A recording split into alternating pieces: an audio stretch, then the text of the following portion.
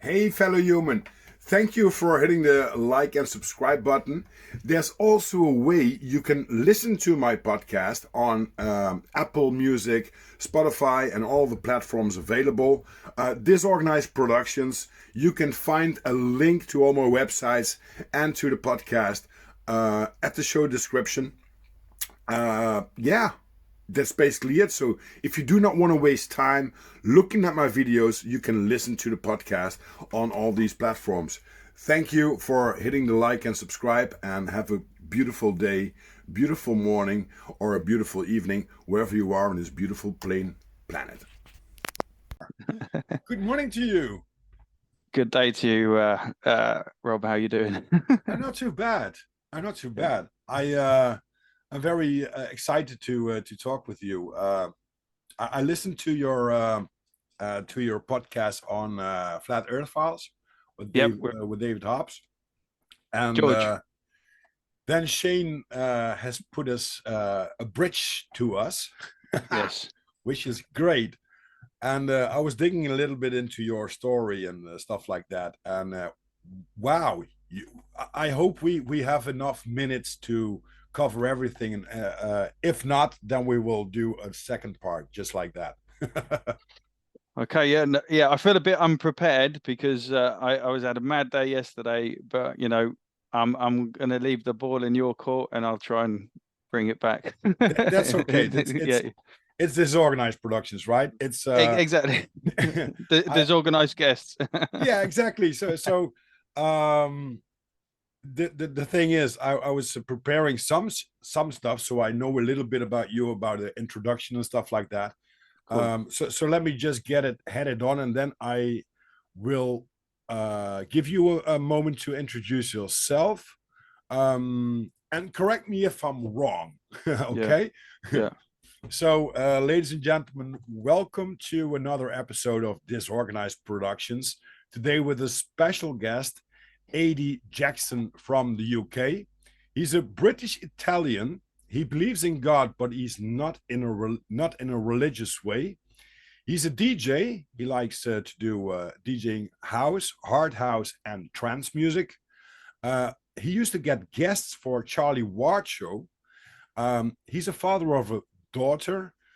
He is influenced by David Icke, spoke on Trafalgar Square during the pandemic. He's a drone pilot, has been a lot, has been to a lot of flat Earth meetings, and likes to provide evidence via his drone. He also likes to do travel, uh, lived in the UK, Australia, and New Zealand, and he likes to dig into energy systems and Tartaria. Please welcome A.D. Jackson. Okay, that's it. That's done. I don't have to say anything else. That's a wrap.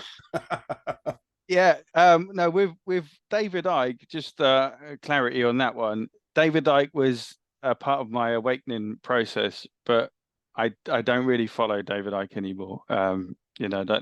But there's a lot in the last 3 to 4 years, or we're on 2024 now. So yeah, my awakening started awakening, understanding the truth and reality of various things in May 2020. So up to that point, I was a nice little brainwashed British digital slave walking around thinking everything's okay. Uh-huh. And then yeah. So yeah, that's a great introduction. Thanks for that. And I guess I'll could get into it. How I Yes, sort please of do. Please do. saw the truth. So um up to May 2020, I was working for a large travel organization. I believed the narrative. I was sent home in March. I was working from home. I had my personal computer playing the news on one screen and doing my work at the same time. So I was listening to all the updates, and to the point where I was washing my shopping. I've mentioned this before. I'm happy to admit that I was fully brainwashed, And so I was, doing these kind of things, and then I like April kind of time, I ended up going to the same town where my mum lives to pick up a package for my missus. I bought her something for her birthday, but it got delivered to DHL depot down there. Mm-hmm. That happened to be in the same town where my mum lives, and I decided to go and visit my mum during these, the lockdowns. It was like, because she's got a balcony, so I was just going to say hello from the balcony, because she'd up to that point she'd been kind of living in Italy for a year, and Mm-hmm. she only moved in to our new house in February of 2020. So I'd hardly seen her really for a year or so, and she'd only just moved in, and all the lockdowns happened. So I thought I'd pop in. Anyway, she's Italian, so she offered me a plate of pasta, and I was like, okay, I'm gonna go up. And So, refuse that. so La mamma. yeah. So we distance socially and did all the, the so-called rules of life at that point. And yeah, so my missus contacted me and basically said, "You've gone inside the house, haven't you?" Because I told her I was going to, pop in and see her through the balcony. Mm-hmm.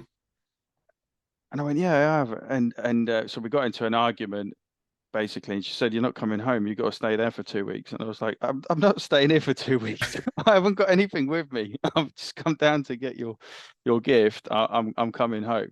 Yeah. But my daughter is also 18 months old at the time, or that kind of age. So I was like, "No, I'm coming home. I'm coming home." So on the way up, we had a bit of an argument on the phone, and I had to pull over in the car, and I said, "Look, I do the shopping. I go into the supermarkets. I'm surrounded by random people, and it's dirty in there. A bit of Perspex glass is not going to be cleaner than my mum's house. My mum's house is, immaculate. She's very tidy." Mm-hmm. And so that just snapped something in my head. So for 3 weeks afterwards, I in my own head was just like, I'm not believing any of this anymore. And I switched off the news. I switched off Sky. This is before any awake. I just switched it off. Uh-huh. And we had really good weather in April of 2020. So had some time in the garden. It was nice and sunny. No chemtrails in the sky. I didn't even know what chemtrails were at the time, but it was very blue skies. And but something in my head was like, this is all a bit weird. And then early May, my missus watches this video. It's a 3-hour video, which happened to be the banned YouTube video, which went on to London Real. It had like millions of views or something. Then it got taken down, and it was the David Icke, Brian Rose video. Mm-hmm. So my missus watched that. After she'd seen it, she says, "Look, I've watched this. I'm changing my mind. I don't believe any of the narrative anymore." Uh-huh. And because I kind of sold her, all of the fear that I was consuming myself, and Yeah. up to that point. And I said to her, "You can't change your mind watching a YouTube video." So basically, I said, "Okay, I'll watch it. I'll give it a go." At this point, I had no idea who David Icke was. That's how like asleep I was to things that were going on elsewhere. I had no idea. Never heard of him. And I like football. Well, I used to be really into football. I Mm-hmm. didn't even know he was a footballer. That's how cancelled he must have been in the football world. Like, it's never mentioned. So anyway, I watched this 3-hour video, and I think it was on a Monday or a Sunday night, and I was at work at the same time. After I watched it, I was like, "Oh." Oh my God. There was I want to watch it again because I want to see what was said in that video that made me really sort of click and think. Mm-hmm. And anyway, so I went down the rabbit hole, and within, I said on George's podcast, 120 miles an hour. I don't know if it was 115, 120, but it was fast. Yeah. And I literally I watched Out of Shadows. I watched Fall of the Cabal. I found Bandot video. Alex Jones. I had no idea who Alex Jones was, and in a very short space of time, I just found all this information. It all made sense. And by the end of that week, I was like, Wow. well, there's a whole new world out here. Just like plugging in with like what I used Neo. to know is like, yeah. Like to plug in with Neo on the Matrix, just like, oh my God. Yeah, exactly. And even on that point, whilst you mentioned that, the lady in the red dress. There's Oh a yeah. moment, When they walk down the the red streets. dress in the Matrix, yeah. Do you know the amount of articles in British, what do you call them, British tabloids that have a big headline, and then there's a lady in a red dress? Wow. Yeah. I noticed that like a few years ago, and I haven't even thought about it until you just mentioned it. But that was going on a lot during COVID. Oh, Wow. I've got to watch the words, haven't I? Because we're on YouTube. But during those lockdown days, that was happening a lot. There would be announcements, and there'd be a lady in a red dress in the It's just a little bit front like front page. Tyler. It's just a little bit like Tyler, the flat Earth, the fittest flat Earth guy, who discovered dogs in every single picture NASA provides us. And first of all, I was thinking, oh my God, no, this guy, he lost it. But then he proves it, and just like, oh my God. But they try to communicate with us in that way, I think, because how it's called, they want to bring out the news, but they have to put something in it that you can connect the dots and think, oh, this is bollocks, that this you can throw it away just like that. Yeah, it's kind of like a revelation of the method, and also what is it, like for their own karmic sort of ways that they have to tell us. So whether a producer who happens to be, like a Freemason or something, knows secrets and everything, in his film they'll leave codes, or TV shows they'll leave codes, and they'll say, we told you. And it's up to you to decide if you decode it in the right way or not. Yeah. Yeah. Talking about movies, and you turn off the TV and the news in 2020 when COVID hit. Do Yeah. you like to watch movies nowadays, or No. no? I am, well, I am very, I've changed a lot about myself, like to the point where I don't say good morning, because morning is Is exactly. good death. Like Yeah. your morning. I'm not The morning anybody. spells in English language is unbelievable. Yeah. So I say good day. So I happen to live in Australia. So if anyone asks, I just say, oh, I lived in Australia, picked it up. But I just say good day now, or buongiorno, which is Italian, Italian obviously. for good day. Yeah. And Weekdays so are very, I have very, sorry.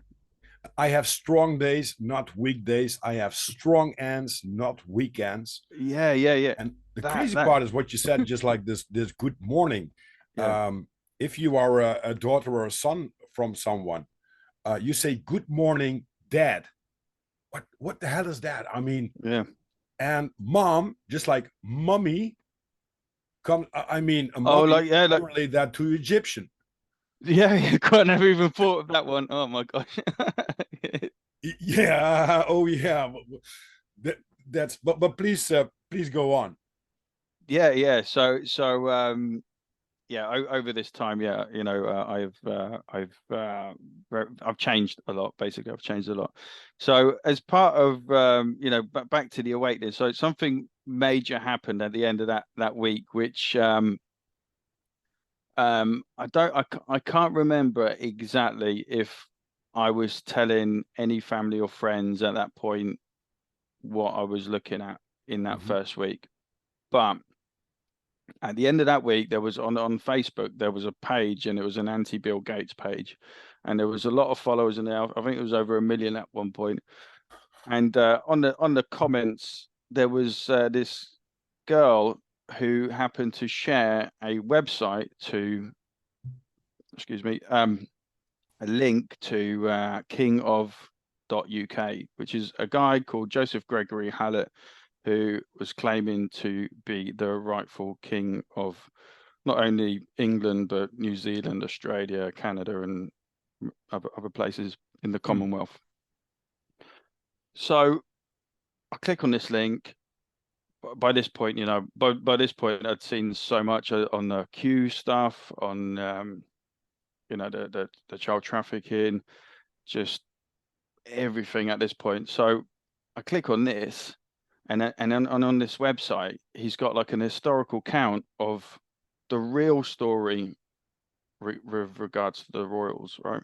And I'm reading it, and I'm like, and it was showing you, in the 53 about the coronation and how that was all fraudulent. Like she's not the right, she didn't have the rightful rights, and all of this. How and I was reading this, and I was like, whoa, maybe this is what it's all about. The corona virus, and that's how he was linking it to there.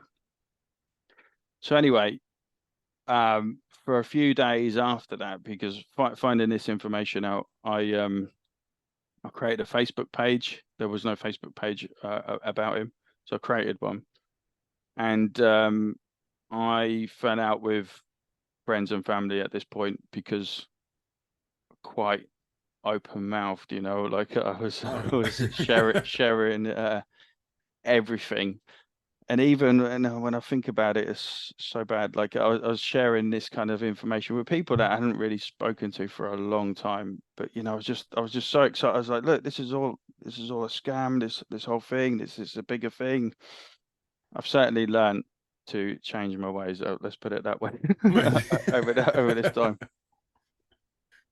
So because of this, I went down to my dad's place on the coast for a couple of weeks to basically work from home, but at my dad's place, and it got intense at home, and because like a week beforehand I was someone completely different, and a week later I'm just saying the whole world's a freaking it's not what it is.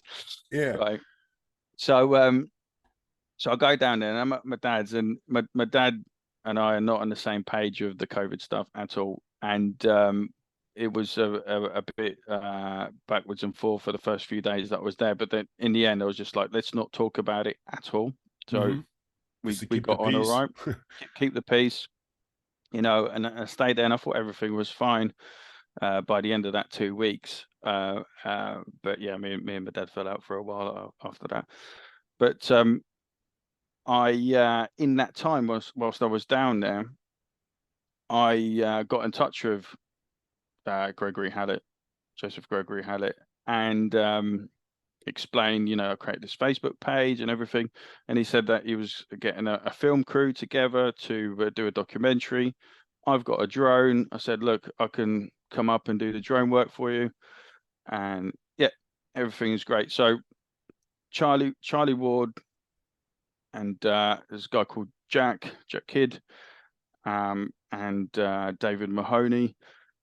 They were part of the film crew that went up to film this documentary called The Hidden King, which I did the drone work for.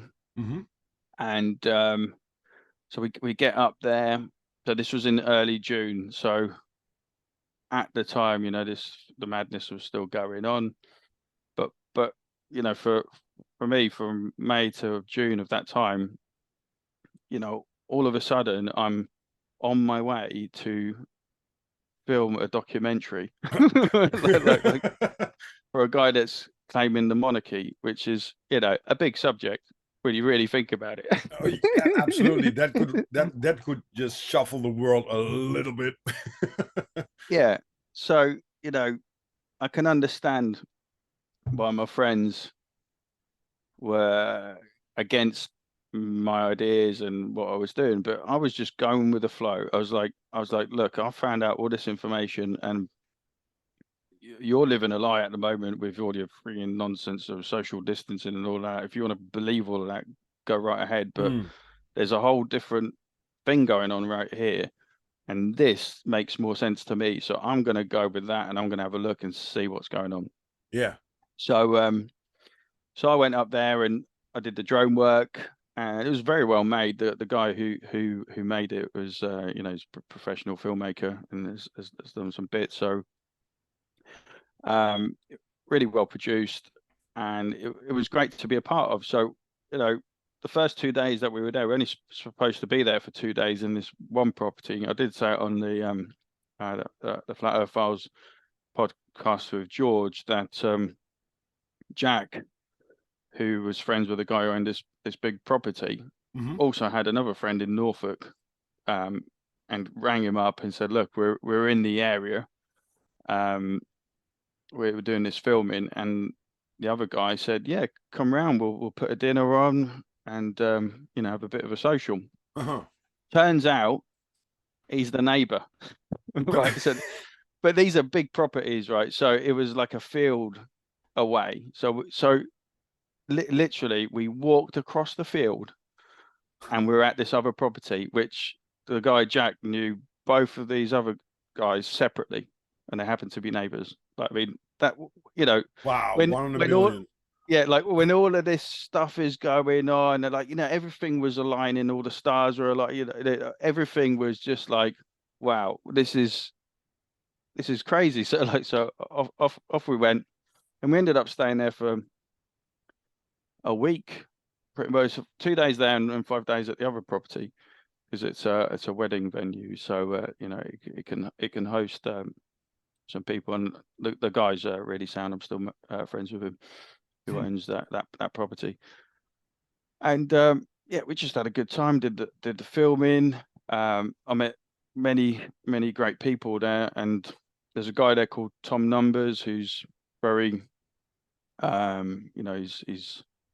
he's on the YouTube kind of world, the Site Club. He does a lot with numbers, obviously called Tom Numbers, and he's interviewed a lot of people in the truth movement, a lot more on the political side of stuff, and Trump and the Q kind of people. So and I was for me, I was on that Trump train until found Flat Earth in June 2021. But before I get there, this documentary went out in July, and it was getting a lot of sort of hype and everything. But then by August of 2020, in fact, on my actual birthday, I was contacted by Greg, and he says, "Look, he wants his guy to do the Facebook page." And I said, yeah, fine. So he ended up doing it, and that was the last contact that I had with Greg. And that story kind of just started to fizzle out in August 2020. But by this point, I'd already lost a lot of so-called best mates at that point, and me, my dad, brother, and my mum at the start were on different pages. Yeah. But so like I changed my mind before in the April time with the whole COVID stuff. In my own head, I sort of changed my mind with this, the Greg story, and whatever Greg thinks, this guy's got a lot of knowledge. He's not stupid. Let's put it that way. But for many people, it's like he's an idiot that he could claim to do this. He has actually got a lot of things to say, and we had some good conversations and that. But we're in 2024, and we've still got Jimmy Savile's best mate in Buckingham Palace. Oh, did the film came out? Yeah. So Hidden King. The Hidden King. So I believe you can still find it on YouTube. I'm sure. I'll have a look. If at the end you've got links and stuff to add in the show notes, Yeah. I'll see if I can find a link.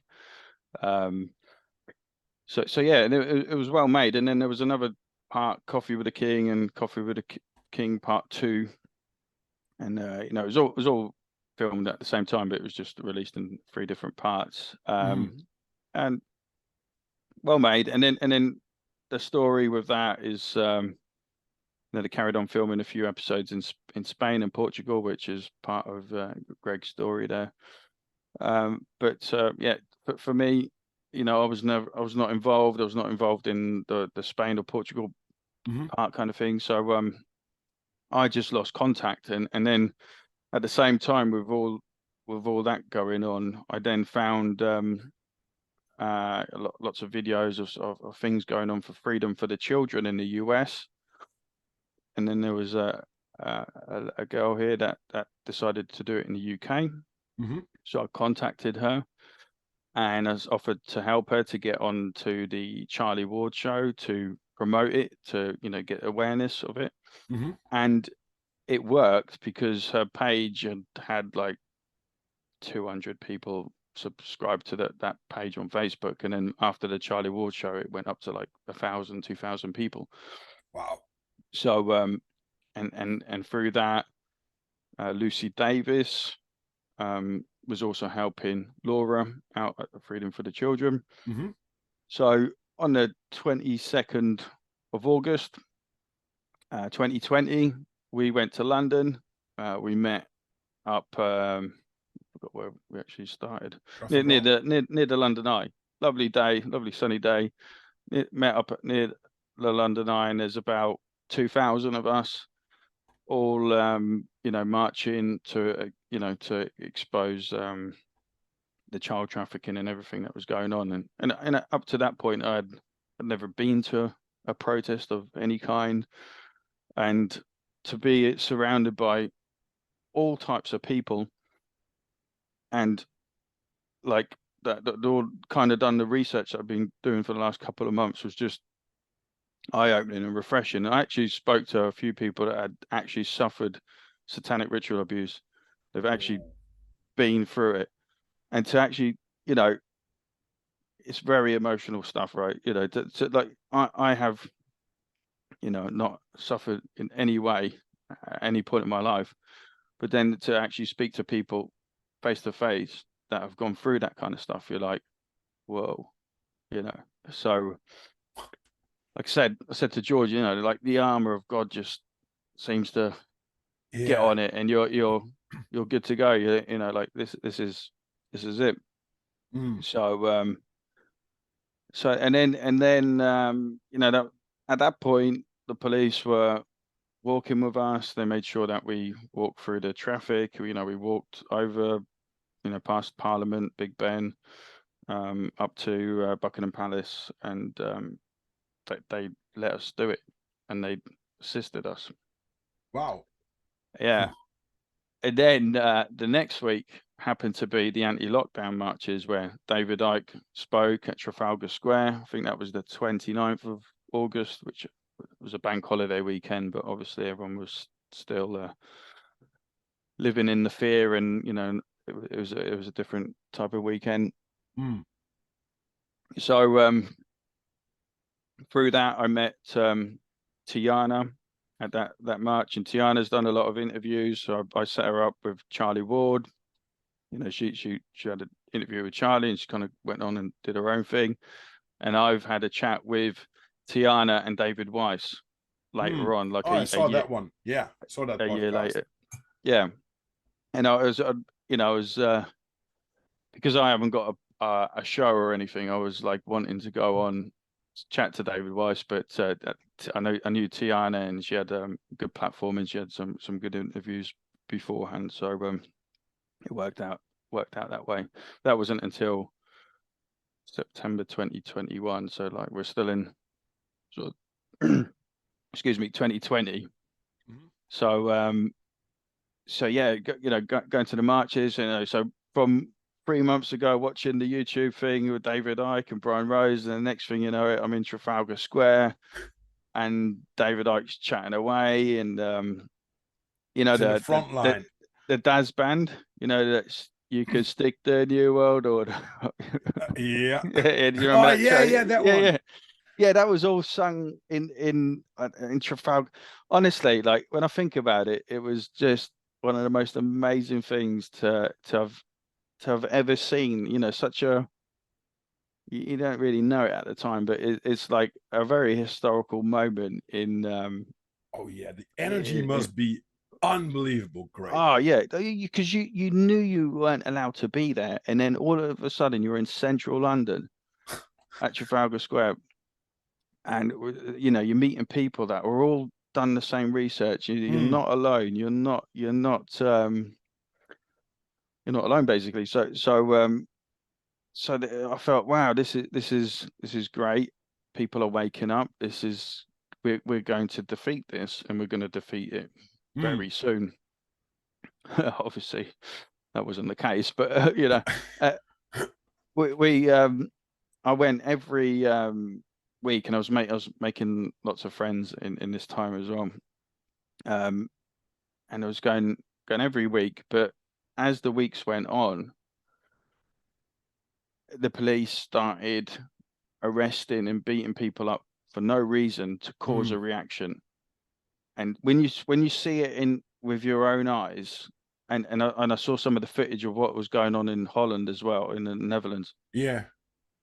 They were using dogs.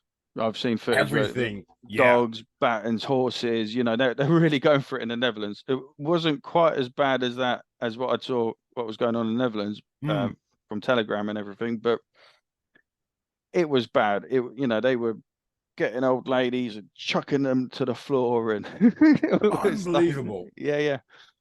And so seeing all this with your own eyes and seeing doctors get arrested and everything, it wasn't just an online thing anymore. It was like my reality. It was like, this is happening in front of me.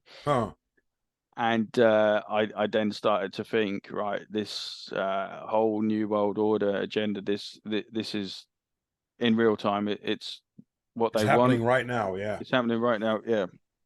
So it got to, I was going to Birmingham as well, Bristol and Brighton, some of the marches there.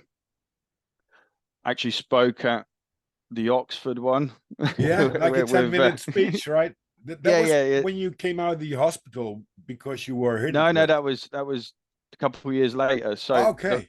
So September the 10th. I know I'm very good with the date. So September the 10th, 2020 was on a Thursday, and there was an anti-COVID lockdown tour across the UK, and it happened to be in Oxford. So I used to live in Oxford, and I went there. It was a Thursday, and Mark Devlin did a speech there, and then there was just like a gap where no one was speaking, and it wasn't that busy. People were still staying at home, saving lives, and all of this. Afraid of going to the open air. Yeah, exactly. So I just went on there and spoke for about 10 minutes, and there wasn't that many people around, but we did get a bit of abuse in that time. But I would never imagine up to a few months ago that I'd be in central Oxford getting on a mic and talking about the stuff that I was talking about. Like it was just a very, very surreal time. But yeah, so anyway, went to a lot of the marches, and as time went on up to December, it was getting very brutal. So there was a gap between December and March where there were no marches. I mean, it was winter as well. Mm-hmm. Not that you shouldn't stand up for freedom in winter, but it was Was it with the curfew? Did you also had a curfew? Like 10 o'clock, you shouldn't supposed to be outside? we never had curfews. Okay. So we had, like a hard lockdown up to I think about July or August. And then there was a sort of a reopening a bit between August and September. Oh, And it wow. was kind of like eat out to help out and all these kind of government funded things. Mm. But then they announced a tiered lockdown on the 31st of October. So they announced it on Halloween. I can't stand Halloween though, but yeah. And Makes sense now. yeah. I've never liked it anyway, but like now I really despise it. Like, and then on they announced a tiered lockdown on the 31st, and then they were going to put it into place on the 5th of November, which was Guy Fawkes night.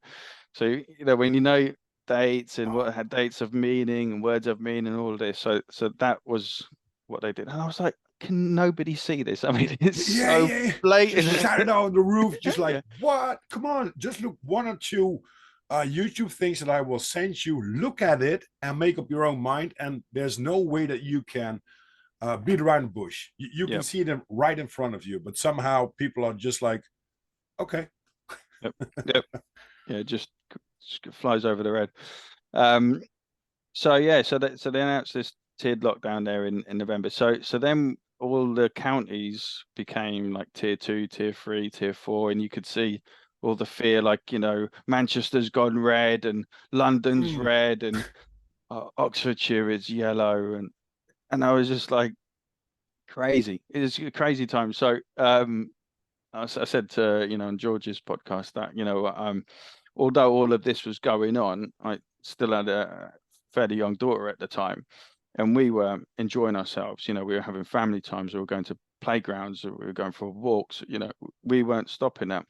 Mm-hmm. So when it come down to Christmas, we were able to, families cancelled Christmas, but we were like, we ain't cancelling Christmas, even though now I know there's other meanings to Christmas, but you've got to play the game somehow. Crazy. So we decided to go to Devon, and we had 4 or 5 days in Devon, and we rented this amazing property which we would never be able to rent in any other time of the year, and they gave it to us for a third of the actual price, and it was 11 people place farmhouse. Wow. Amazing. And then on Christmas Day we went to Mothercombe Beach down there, and from 3 to 4 had the whole beach to ourselves on Christmas Day. So just like amazing Christmas with a fire, had a nice meal, then we went to the beach. It was all, all to ourselves. It was Cool. like, we were enjoying ourselves, not living in fear. Anyway, so there was a bit of it did go into proper lockdowns again, sort of January Mm-hmm. 2021, and then Brexit happened Of course. at the same time, and it was such a non-event, right? There was all this hype between 2016 to 2020 of Brexit all the time. And then Yeah. when it actually happened, because of the lockdowns, it was like it didn't even happen. So that wasn't even an issue anymore, because everyone was not traveling through Europe anyway. So I think that was all part of it as well.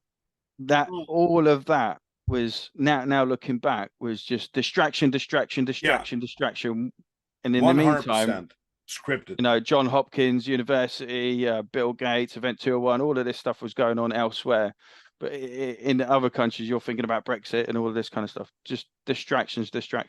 Mm. So when I think about it, it's all these tactical things that they're doing. So so then with the hard lockdowns at that time, once again, they started back up with the big London marches in March. By this point, the numbers grew because they went for another lockdown. I think, in this time period, there was a lot of people losing their businesses, losing their jobs, not being able to see family members. People have died. They haven't had birthdays. These psychological attack on Everyone, everybody. yeah. So, the numbers grew, and by May and June of 2021, we had 1 million to 1.5 million people marching through the streets of London. Wow. And it was insane. It was insane. Oracle Films have done an amazing 6-minute video of, I think, the one in May or June, and it's worth watching. I'll try and find a link, and so people can see it and check out what was actually going on in London. And they used a drone there. I don't know how they managed to take off, because that's the only area in England where it is literally, you cannot fly unless you get full access. But anyway, so yeah, this was all kicking off. But in that time, so going on to Flat Earth, like I said, I was doing all this networking. I was helping Charlie Ward through his contact Lee, get guests on, and was going to these marches, meeting cool people that had interesting things. They were going on chatting with Charlie, and so forth. And then David Weiss went on around about March or April of 2021, and I watched it, and I had no contact with David. I didn't even know who he was, and I watched it, and I was like, that's interesting. like that actually makes sense. Like, the whole thing made sense to me. That whole interview made sense.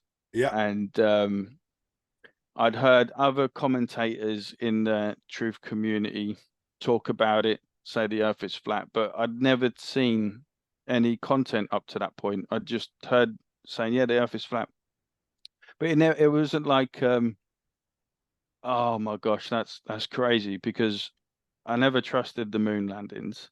The information that I'd seen over the last year with everything, at that point, I because I was never into aliens or anything like that.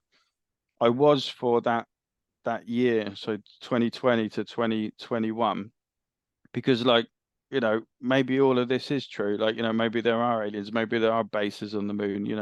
All of this kind of yeah. a lot of the stuff that Gaia push. Yeah.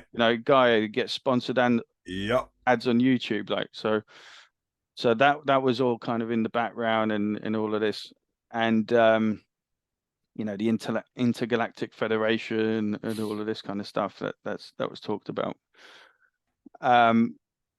So yeah, so I watched that interview with Dave Weiss. It made sense to me, and as I was going to the marches, I was kind of like testing, what do you think about flat Earth then, to some of the people around me, and and it was just like a side thing. But come June 2021, when I was moving house, because I got so fed up with looking into the COVID stuff and everything, I decided to look into it. So I found Dave Weiss again. I found his interviews, and through that I found ODD TV. This is one of his t-shirts, and Dave Murphy, allegedly Dave, Mark Sargent, the Flat Earth Clues, and I started watching all this kind of content.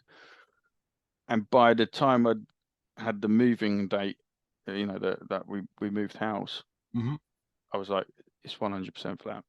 Like, there is, I was properly paying attention to the stars, the moon, yeah, and I was like, yeah, each night those stars are there. If we're supposed to be flying through spinning space, yeah, that makes no sense to see every night the same sky.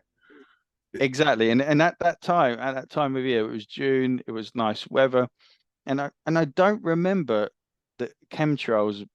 I'm sure they were around, but it's not as bad as it has been since I've started noticing chemtrails. Like, 100%. Because yeah, you could see clearly if there was a plane flying, everybody was watching because everybody was sitting outside. The yeah, weather was great, as you said, yeah, and people were walking a little bit more. So they paid more attention to nature, to look up and stuff like that. So yeah, it's just like if you like living in a street where no cars normally pass. If a car passes, just like what is this? So I totally agree with you that in well about 2 years there was a sky with almost no flights. It was beautiful blue. The nature gained back. So yeah, some paths that you could walk in nature at forest tracks and stuff like that. They were just almost overwhelmed by new greenery. I yeah, love that. yeah, yeah, yeah, yeah, and yeah, Yeah. it was amazing. It was like you could the sky at night was great. You know, you could really notice it and pay attention. Hmm. Obviously, changed in the last couple of years, like especially here in the UK. Oh yeah. Um, so yeah, so when I started looking at this, you know, I said to my missus, you know, I was like, you know, the Earth's flat, you know, and she was like, How she she was like, reacted. oh no, you know, because like a year before I was looking into the king stuff, you know, Yeah. the guy trying to take over the monarchy. A year later, I'm saying the Earth is flat, and so, but you know, like I started sending her a couple of little videos here and there, and she watched it, and then she watched, I think, Level, Oh, Sean Hibbler. yeah, Love that. Oh, yeah. He and a has like few other three little bits, episodes of it, right? Level with me. and the And next level. and the next level, yeah. And he's making a new movie about the old world order, I think it is. Yeah, I can't wait for that. Yeah, It's gonna check be out good. that guy's listeners, because he made really good documentary and it makes sense when you look at it. So If you did watch that those convince three, her? yeah, she watched Level and I think Flatten the Curve, made by Vika Draziv, Mm-hmm. who does a podcast as well. And yeah, Flatten the Curve was when they interviewed all the sort of submarine operators and ex-US Navy pilots, and that's really well made as well. So she watched those two things plus a few little clips here and there, and she was like, "Oh yeah, it's flat as well." So it makes sense to her as well. But my missus is the type not to look into stuff constantly, Mm-hmm. whereas I'm a little bit Too different. much going on I'm a little bit to different. Like, process. yeah, yeah. So I used to be really into football and you know, a Manchester United fan, right? And I still watch Manchester United for the 90 minutes. Like I zone out, watch the game. I Yeah, the enjoy the game playing of games football. that everybody, the bread and play that everybody needs. Yeah, but like I actually like the game of football. So, you know, I'm sure the game of football wasn't invented for the purpose of, you know, let's distract the population so we can take over. You know, Yes, yes, yeah. so you know, sport is enjoyable if you play it or sometimes watch it. You know, tennis, I like playing table tennis, all this kind of stuff. So, you know, you've got to have some enjoyment in life, and children enjoy playing sports. So, I don't really necessarily totally subscribe to you know, it's bread and circuses, and it's there just to distract the people. Because if you're not doing that kind of thing, what else are you going to be doing with your time? You know, you Mm. need to do something, stay fit. So playing sports, I think, is good, but the surrounding side of it, of the money that goes into the Premier League, the sponsorship, and all of that kind of stuff, that is definitely captured, and you know, the Mm.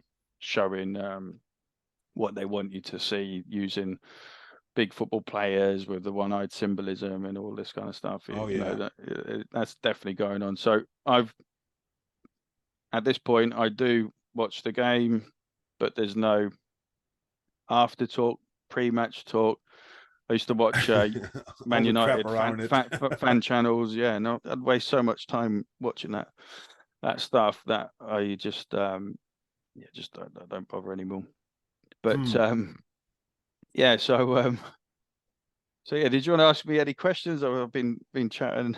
Yeah, that's okay. That's okay. Just go ahead. Just like it's part of your story how you came to like I like to say a spiritual frontline warrior because you were also doing the marches and stuff like that in London, and of course, as you said, in other places of the UK.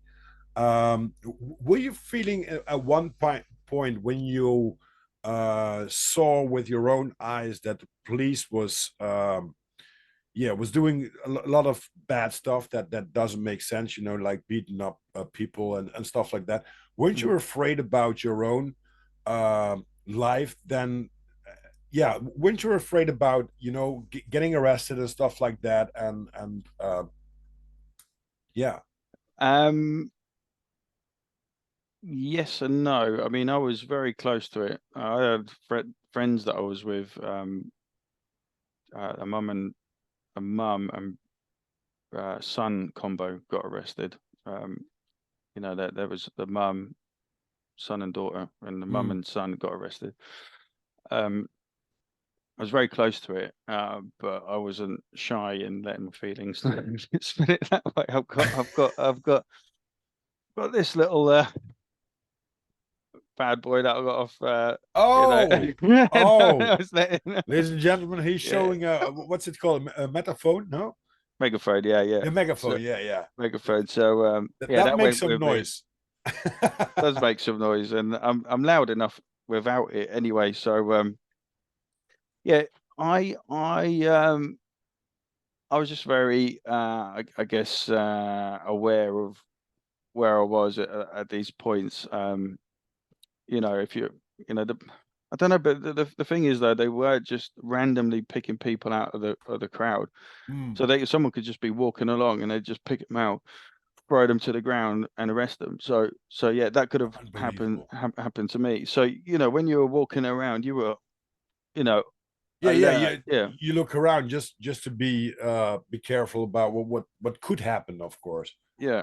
So that the adrenaline's there. Plus the people looking at the protesters. We got abuse from them as well. So you don't know who's Yeah, in the yeah. crowd. That They there's a call lot it of they call it Romeos here in the Netherlands. So they were people that were basically in the crowd. Um, and of course, sometimes you need to be just like with a football game when you got some hooligans lined up. The police knows who the hard center is of trouble yeah, in the city and stuff like that. So that's good. But now they put it against people that were basically having a peaceful mind with a peaceful demonstration, and it yeah, didn't make any sense because just like you mentioned, you saw some footage here from the Netherlands. mm, That was one of the reasons, and maybe I chickened out, but also I just had my head spinning around. I was for me in 2020 when COVID hit in the Netherlands, it was in March, and on Friday, just before the lockdowns in that weekend, on Friday, I dealt with burnout. And that came just like a present from God because I mm, knew I couldn't fed up anymore because we had some yellow vests going on in Europe with protesting, especially in France. In yeah, France, there were so many things. There were all of Europe were suddenly, some little fires going on with people that would fed up against the government about the new decisions, new laws, and stuff like that. yeah, And I wanted to reach out and go into the demonstrations and protests and stuff like that. But I also knew when I'm going to do that, I will expose myself mm, because 100% they're going to record it, make pictures, and I could have a very hard time for myself. mm, But the funny thing is, it was on a Friday when I snapped, literally snapped. I was driving with my girlfriend in a car when something happened, and I said, I'm sorry for my reaction, but there's something going on with me. And she said, I got very twinkling eyes because I love life and I love everything around it. but all of a sudden it was just like a demon black. There was no soul anymore in my eyes. And on Saturday, she called me and she said, what can I do for you? What do you want? And I said, I want everybody to shut up. And Yeah. I want everything to be stopped. And then after a few hours, she called me and she said, I don't know what you did, but I lived upon a bar at that time. And she said, everyone is going to get out within 1 hour now because we're going to have a lockdown. So your wishes have been heard. I said, whoa. But that Well, was very good for me at that time. There was a lockdown. And I digged into some London Real before. yeah. I loved his guest with Brian Rose. I actually was on a business accelerator course with Brian Rose Right. uh, because I really liked what he had messaged and what kind of life that he had. And then of course it was I think it was a freedom platform or something like that where he actually raised some money to get the speech out with David Icke. It was in the middle of the night, I think it was for me, or was a strange day, but I listened to that also, and um, I was already interested in some things, but the lockdown gave me more time to expand my interest in things. So Yeah. what they did with the lockdown was, okay, first of all, I love nature. So I was surrounded with, more birds. I saw nothing was cut down in nature. Blue skies, as you mentioned, it was silence, no cars, no like distraction, vibrations, some energies that going on, just like zen for me. And that was my period when I had to crawl up in a black deep hole and just all of a sudden came more to some stuff that interested me. Yeah. And yeah, just like I said, I didn't went to some protests because I had this strange feeling. And then all of a sudden I saw with one of the biggest protests that they made here in Holland in Den Haag, The Hague, um, friends of mine went there and they were really molested by police for no reason. Yeah. And then I said to myself, oh, maybe that's one of the gut feeling that I had. I shouldn't be there because I'm a big guy. I have not like normal clothing in the sense I got a flag torn German jacket. So when I'm going to walk there, I could be picked out of 1,000 people just like that. Just like, Yeah. oh, that get that guy. Yeah. Yeah. But um, somehow Oh, I tried to spread the word, and just like you said, there are a lot of people, and it's funny. It's funny when you talk about people about 9/11, about the moon landing.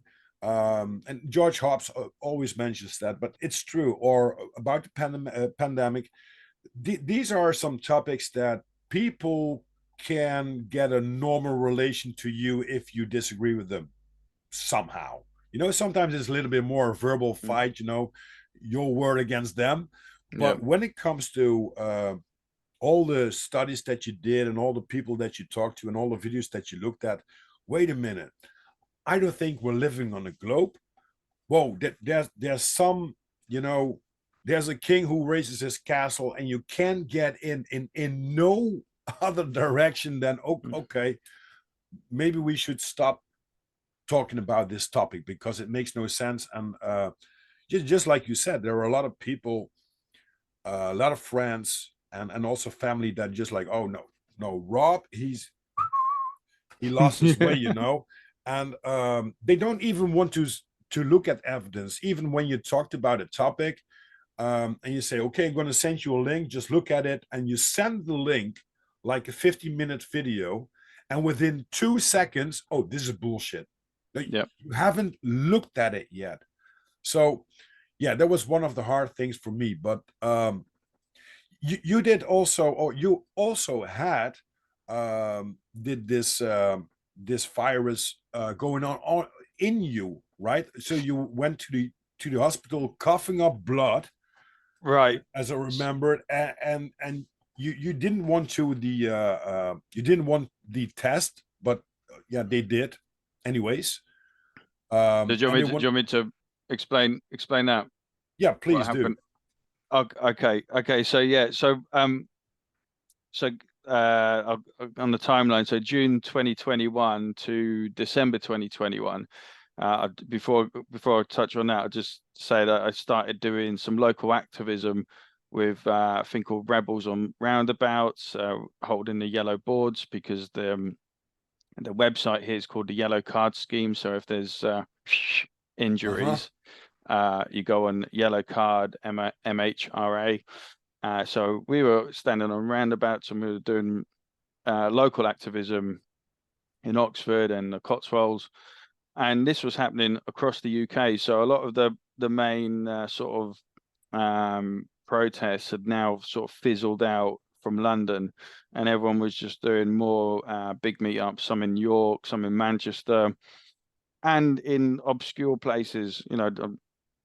On Telegram, I used to follow all these, the Stand in the Park and Rebels and Roundabouts Hmm. pages, and people would share all these video clips, and I think because of that, people who may have had a friend, so-called conspiracy theorist friend, all of a sudden they're driving around and they see these yellow boards and it's matching what their friends are saying, and maybe they start looking into it and Mm. all of this kind of stuff. So I'm sure that the local activism in that time between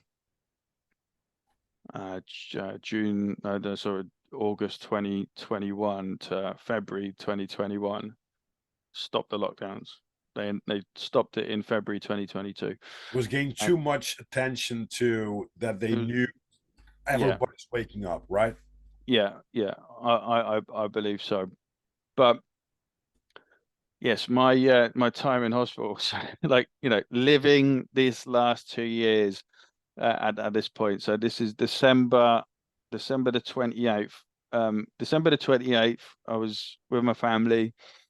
It was about 8 o'clock at night, and then all of a sudden, my body just went woof, and Huh. I felt it. I just felt like all the soul had just been, drained out of my system. And I was like, I need to go to bed. I need to go to bed now, and I need to go and lie down. And I basically stayed in bed until the 6th of January. Um, Wow. and I was getting worse each day. And I went through a roller coaster of different pains. So I had headaches, I had coughing, I had the runs. It was just everything. Um, I wasn't feeling very well Christmas Eve. I had a bit of a cold, but then I was fine Boxing Day. And on the 27th, we had my brother and his family were actually living in Holland at the time. They were there for a year, and they'd actually came back. So we had like my side of the family Christmas Day on the 27th of December, Mhm. and I cooked for them, and I was absolutely fine. But then yeah, I ended up a bit jealous. Yeah, a bit. But this is a normal one. This is a cigar for It's a everyone who's, cigar. yeah, Okay, that's a okay. cigar. It's All not right, the okay. the I'm not jealous then. okay. Uh, but yeah, I'm a private hire driver now, so I can't do that stuff anymore. But Mm. I did like it back in the day. Oh, I can tell Um, you, I did that almost every single day yeah, until like 2 months ago. Something I like to challenge myself, even if it's gonna be, when I see my own patterns, mm, and I think, oh, wait a minute, that's not healthy, or that's something like, I should change. I yeah, want to change that, and all of a sudden, like I'm almost 51 years young. All right, of a sudden, 2 months ago, I just had something like, you know what? I'm not going to bed before I'm gonna have a joint normally, but now yeah, I will. And yeah, somehow I don't have the cravings and stuff like that, and I don't say I won't do it anymore, yeah, but it's something like, especially when you're doing podcasting and the stuff that I do in business life and stuff like that. Sometimes you need to clear your head, yeah, and taking a joint is, I mean, I love it still. It's like drinking a beer. I love it, mm, but the way I look at it now and the way I'm um More yeah, self-discipline. yeah, More you got to self-discipline. challenge yourself Yeah. when you want to get gaining another level somehow. Yeah. And it makes sense because I got a little bit more open eyes. This is Scar, by the way, for the people Yeah. that are listening. Yeah. 80 thought I was smoking some nice spliff or a joint, or how you call it Yeah. in English. But this is just normal vanilla cigar. Right. Okay. Because I don't smoke anymore. Yeah. That's the basic stuff that I put myself up. That the excuses that my own system takes care of. I'm not Yeah. smoking cigarettes and stuff like that, but I'm gonna have a cigar. Yeah. But please tell. Yeah. So Yeah. basically, from Christmas to Boxing Day until 6th January, you were really bad because you were coughing blood, right?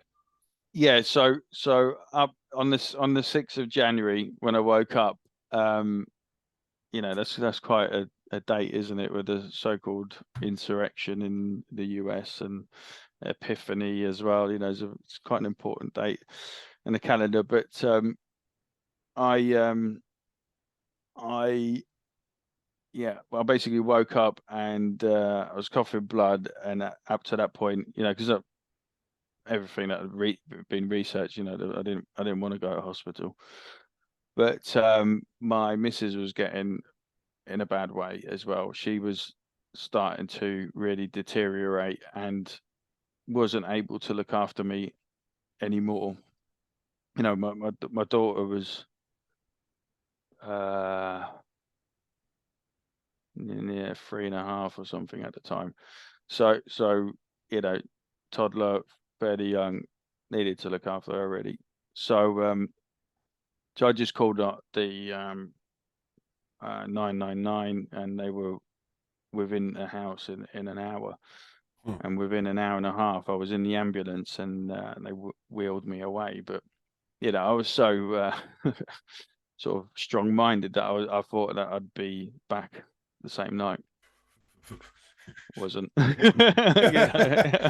I got a story Yeah, to tell you too about that, but yeah, go ahead. yeah, Go yeah. ahead. So anyway, so they you know uh, you know COVID for me still to this day is just a word. I think they rebranded influenza, Hmm. and you know maybe there's some sort of poisonous things in the sky. I don't know. I Yeah, don't know but what it was it, that it that, that makes no came. sense to have something, Yeah, yeah, different. Okay, yeah, yeah, but I gotcha. was definitely in a bad way, and in the end, I'll tell the hospital story, but they diagnosed me with severe COVID pneumonitis. That's what they diagnosed me, the so-called Delta variant. But yeah, so I get to the hospital. They put a PCR test up my nose in the ambulance. I didn't want it, and then they took me in, and they put me in this sort of, it was a waiting room, but not with other people. It was just like a room that you wait in before you get a hospital bed. Oh yeah, yeah. And it was January. The window was open. It was freezing cold. Considering I'd been lying down like this for like 9 days in my bed, warm, Uh-huh.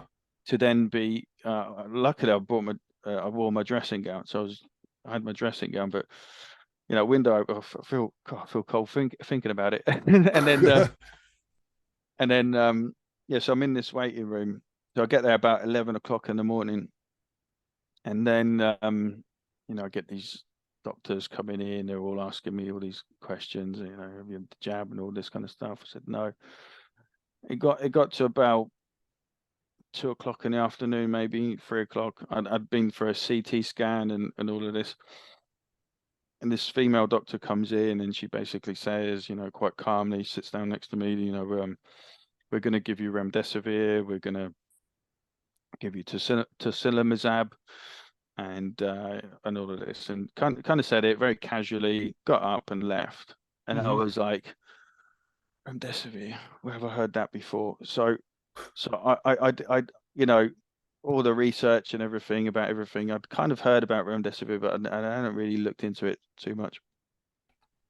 So anyway, I went on BitChute instead of YouTube or anything YouTube, else. yeah. I just went on BitChute and I typed in remdesivir, and up pops up 10 results, and one of them was a 17-minute video by Dr. Brian Ardis, who his father-in-law of May 2020 was taken into hospital, was given remdesivir. That's the protocol in the US. You've really got no option in the US. You go Get light into on the belly, hospital, but probably. and they give you. I think that's how Rob Skiba went. Big flat earther. Yeah. You know, I was watching an interview actually with Rob Skiba's son, Jeremiah Skiba, and Eddie Bravo. He might be worth having a chat to with for a future podcast if you can get hold of him. Yeah, it'd be a good one. You know, he seems, I haven't finished the podcast yet, but he seems to be wanting to follow in his father's footsteps and you know, expose the truth. So which is great. But yeah, so I watched this video on BitChute, and basically Dr. Brian Ardis, who had this situation happen in his own personal life, had then spent from May 2020 to that point, you know, January 2022, looking into remdesivir, what it does and everything. So his research found that they were giving this to Ebola patients in 2018, and 54% of these Ebola patients in Africa that they gave it to, they ended up dying, right? So what happens is when you take remdesivir, it shuts down your kidney and liver functions, and then your bodily fluids that naturally go through your kidneys and liver build up, and the water, the fluids, goes into your lungs, and you end up drowning from pulmonary edema. So that's this major side effect of remdesivir. So I watched this video, right? I'm like, at this point, I am cold, I am feeble, I've not been to the toilet properly, I haven't eaten very well. I am the weakest I've ever felt. And I knew that had I taken remdesivir, it would have killed me probably that day. Yeah. It would have finished me off, because I had no strength at that point. So anyway, I watched this video, you know, holy crap. So then literally about an hour, 2 hours later, the nurse comes in, a male nurse comes in with the remdesivir on the thing, because they'd already put the tube thing ready to go.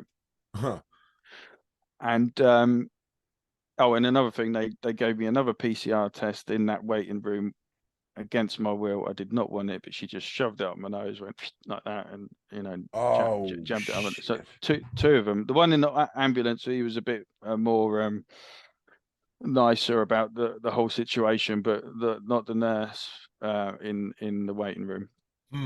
So I was very annoyed by that. So obviously they said I tested positive for COVID. So, you know, I don't believe in the PCR test. So, but there you go. Carrie Mullis, the inventor of it, you know, we all know this, said that they can do whatever they want with them. So anyway, so the male nurse comes in with this remdesivir. I say, no, I don't want it. I'm not having it. And he was a bit stunned. He was like, why? And I was like, just don't want it. Not having it. So then up to 9 o'clock, I probably had another 2 doctors come in and giving me the sales spiel of why I should take it and the fear porn. So I said, no, kind of left me alone. And at 9 p.m., they managed to get me a room, but I had to share this room with 2 other people. But when they put me on the wheelchair and they wheeled me up into the COVID-19 red zone. I was like, what what is going on going here? on? Yeah, Is this yeah. reality? Just Yeah, like yeah. you're fighting that stuff all the time, and all of a sudden you're in that. Yeah. I was in the belly of the beast, right? And Oh, can believe it. So I'm in this room. There's two men in there, also patients, but one of them was in his 60s and 70s and losing his mind. He was calling out for his mum, and he was doing this throughout the whole night. So I didn't sleep very well or at all. And the other guy was just coughing and very old. And so I'm in there, and then yeah. So between 6 o'clock in the morning, this is the 7th of January now, between 6 and 10 a.m. Multiple doctors came in. They gave me the fear porn with the CT scans. They took my blood, and it hurt as well. The doctor who did that, just didn't care. And still feeling absolutely weak and vulnerable. And yeah, I kept refusing it, and they were just giving me the fear porn. They said if you don't do it, you're you're going to gonna be in here die. for a couple of months. You could be in the ICU. You won't be able to see your family. All of this, and I was like, there's no way I'm staying in here for 2 months. I'm getting out within a few days, up to a week. And they were like, oh, no. Well, if you, how are you going to get better if you don't take all this? Because there was a backwards and forwards, Yeah. backwards and forwards, And like I said, I'm still weak at this point, still not eating properly. I'm, I got my voice is very weak, but I'm still fighting. Yeah. Mentally, you're just The awake. system. I was like, nah. I'm not doing what you're telling me to do. So anyway, they get me a room for myself, and once I get into this room, I think they kind of gave up on me with the the tocilizumab and the remdesivir pushing, Luckily. and yeah, and they kind of just let me be. I ended up taking these steroids, and I had my mum and some friends and some neighbors bring me this onion drink, which was Ah, red onion drink boiled with boiled for 15 minutes, and then two lemons squeezed in in, it, yeah. squeezed in. So I was drinking that. I was drinking like fruit smoothies. Had vitamin C, vitamin D. Potassium, magnesium, which is all in Yeah, onions. Yeah, zinc. yeah. Yeah, I was taking all of that, and the air. So the air was really helpful, and gradually I started getting better. So I think by the 10th they could see improvements, Hmm. and I ended up, cut a long story short, I was out of there on the 12th of January. But Wow. the main bit of that was like the first 48 hours was a battle. It was me against the system of Hmm. their protocols, And and luckily, I beat them. yeah, but luckily, Yeah, if you listen to your story about the PCR test that was forced to you, yeah, luckily you were probably awake on that night when you were at the room with the other two gentlemen, yeah, because when you would fall asleep, probably they could put that remdesivir in you without noticing, because they did twice yeah. against your will. They could put it up. That's very true. Unbelievable. Yeah, and I Unbelievable. never even thought of that. I never even thought of that, but yeah, But it's it's very funny true. because I heard a story about, I think it was Japanese soldiers. They have Mm. one task within their training system. They have to be in cold water like 2 or 3 days. The only thing they get is onions. I think Right. Andrew Tate told that. I don't know about that. I looked into it, but um, I was having a little bit of flu like a year ago, and I was Mm. thinking about these onions. So what I did is I sliced them like thin slices and put them under my feet, and then put some socks on it. Within one day, I was almost again, full of energy, stuff like that, because onions take all that stuff out. And I noticed that I think it was my grandma who told us when we were having a flu or something, you're gonna turn sick. They slice up an onion with honey and they put it on the table where you sleep. So basically, it takes care of the good air, so it takes all the pollen and bacteria and stuff like that out. And because you breathe it in, your system is going to be reborn with onions, just like normal onions. And that brings me to a next point, because onions are onions, you can see that. But nowadays we have grapes without any seeds in it. Seedless grapes, yeah. GMO stuff that I really do not like, because eventually you could go to the grocery store, get yourself for $25 and stuff like that, or euros or pounds, whatever currency you have.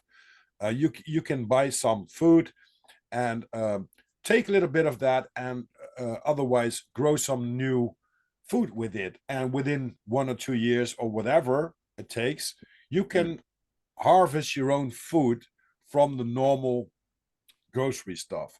But nowadays, when you have pitless or seedless grapes, how the hell are you going to do that? Well, you can't. You can't, yeah. And that's one of the old the rabbit holes where I went in through, like the food industry and stuff like that.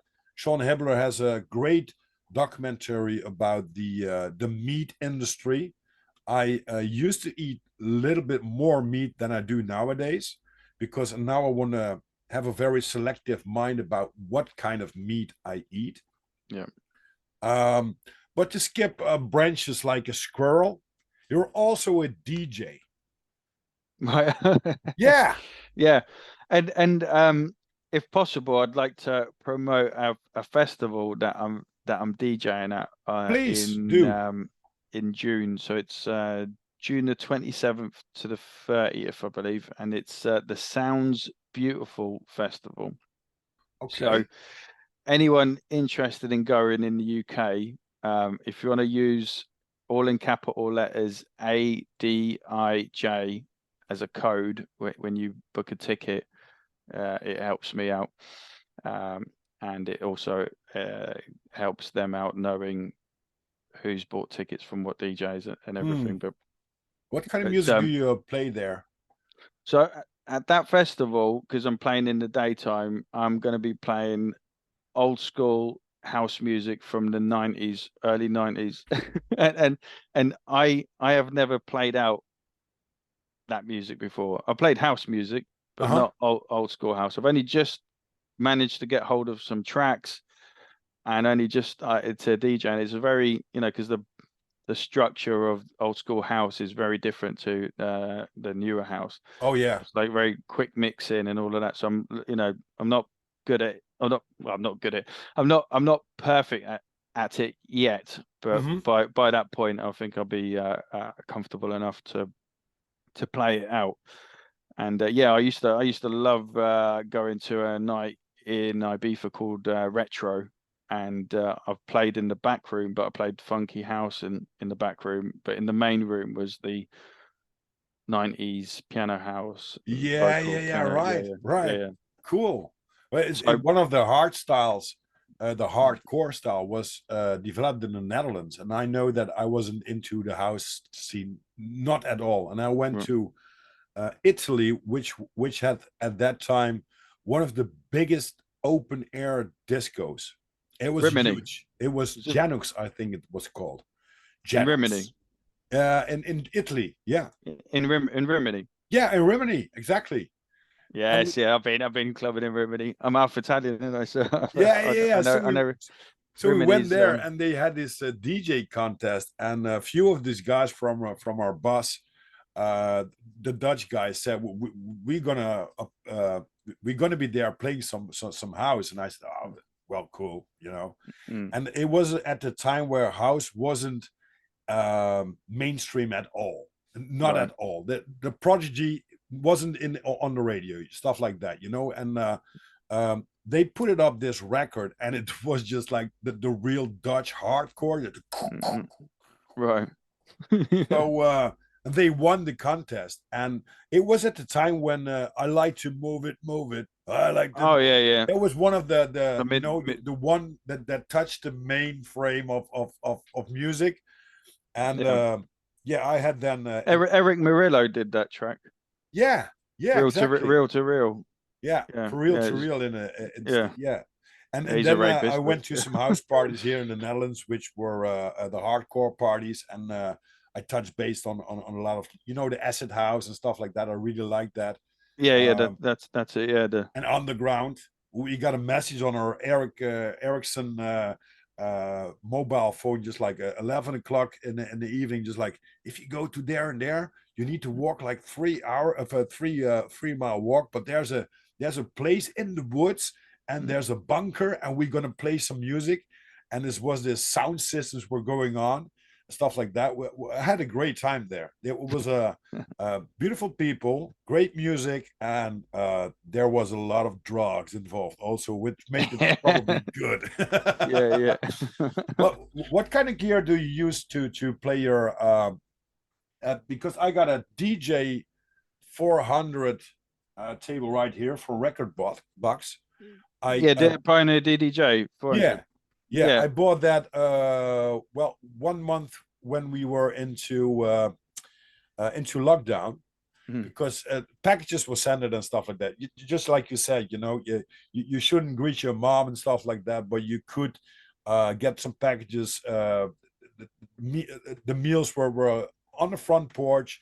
You could go sometimes to a supermarket to get your food with all the other people that touch everything and stuff like that. So it's Yeah. crazy times. But I bought this table, and I got some YouTube uh, um stuff on Disorganized Productions channel that I did with the DJ.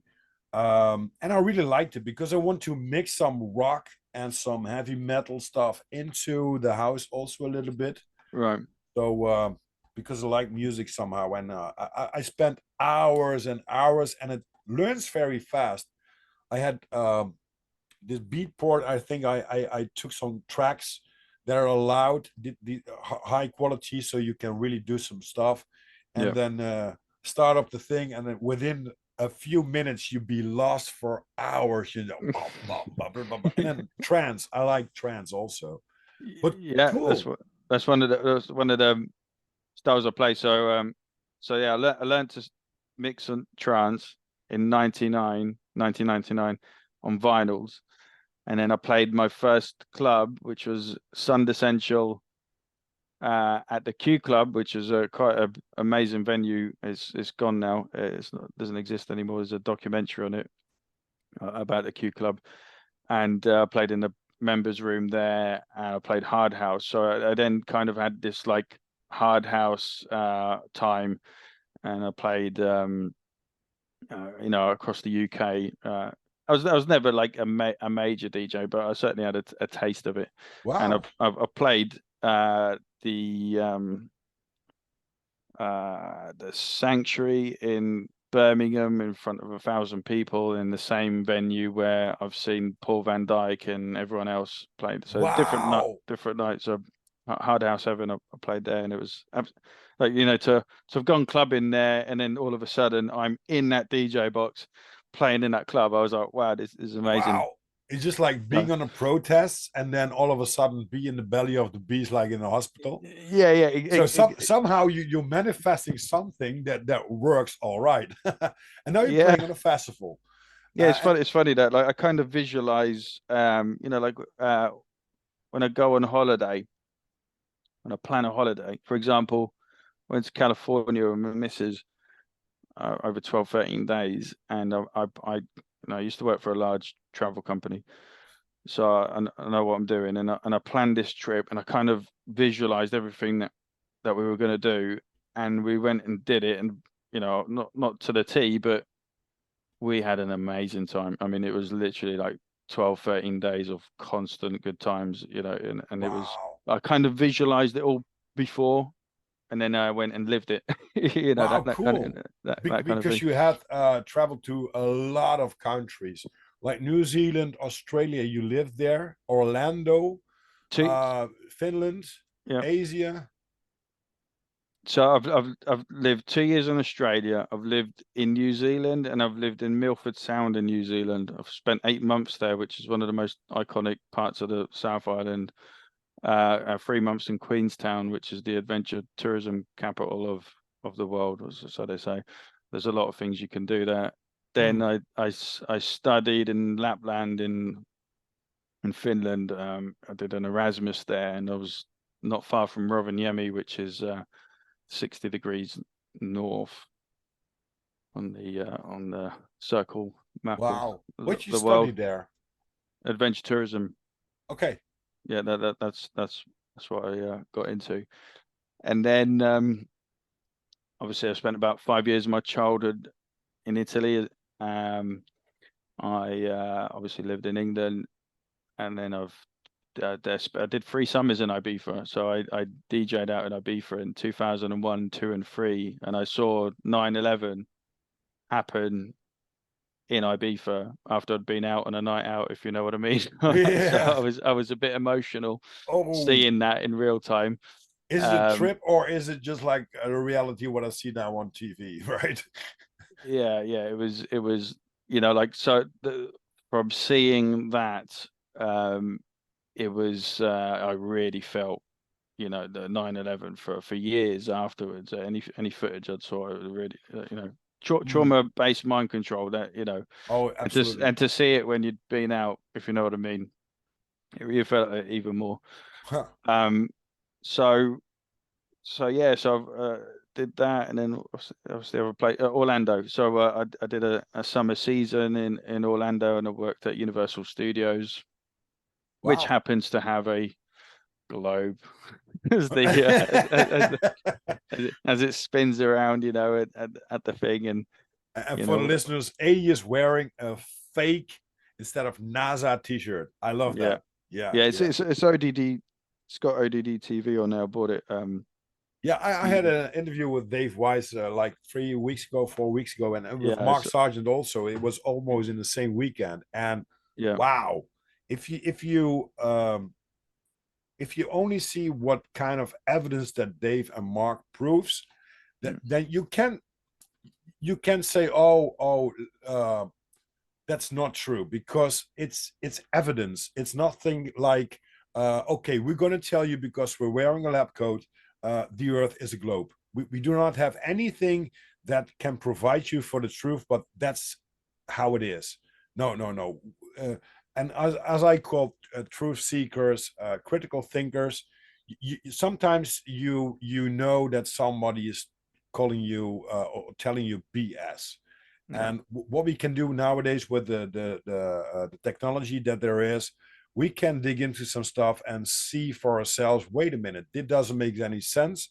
I'm going to get myself some information, and then I'll wrap my own plausible truth around it. And a lot of people that we talk in the community right now, just like you, went through all these rabbit holes. And I made a T-shirt which is available in my shop. So a little bit disclaimer. Um, Trust me, I know what I researched. Yeah, yeah. That's good. That's good. um, so we're gonna wrap it up a little bit. I know that. Can I just touch Yes, on quickly please on do. that festival, because yeah, the key thing about this festival for the people in the UK and yourself, you're not too far away from the UK, so you should come along, right? Dave Weiss is going to be there.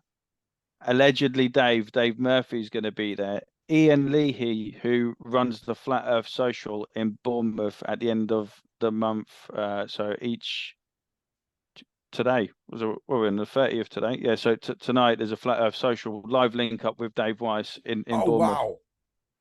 So at the last Tuesday of every month, there's a Flat Earth Social in Bournemouth, at the Pavilion Arms, which I've been to a couple of times, and I've seen Mark Devlin there, and Dave Weiss live stream.